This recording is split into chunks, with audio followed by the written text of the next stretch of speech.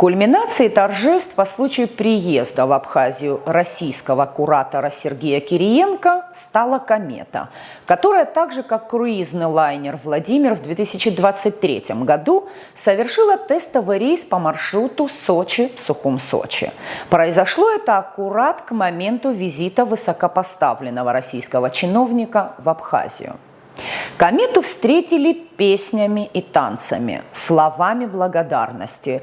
Журналисты и блогеры разразились сугубо позитивными постами, взахлеб рассказывая, как будет удобно без утомительного стояния в очередях на границе за 2 часа с ветерком пронестись из пункта А в одной стране в пункт Б в другой стране.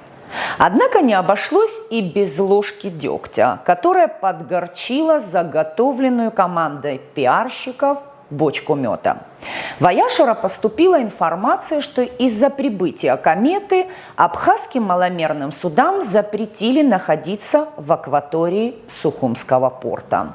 Информация была получена из первоисточников и не нуждалась в уточнении, так как даже визуально было видно, что на абхазском шельфе нет ни одного суденышка.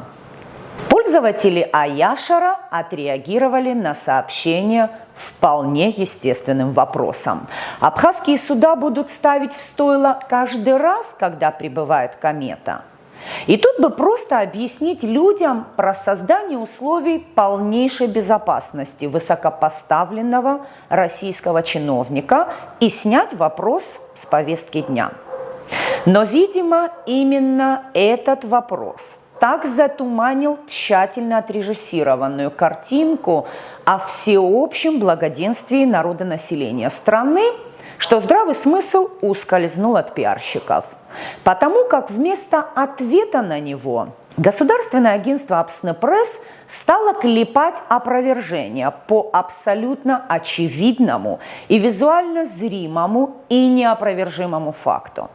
И вот, начальник пограничного управления СГБ Абхазии Рустам Латипов сообщил Апснепресс, что в связи с прибытием судна на подводных крыльях комета в Сухумский морской порт 6 августа никаких указаний о запрете на нахождение судов в Сухумской акватории не поступало.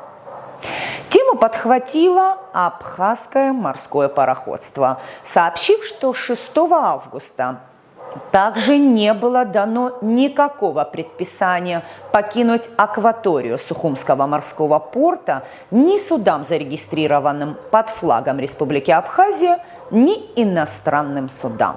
Можно предположить, что погрануправление СГВ Абхазии и абхазское морское пароходство забыли добавить крохотное предложно-падежное сочетание, которое бы указывало на источник сообщения. От нас не поступало.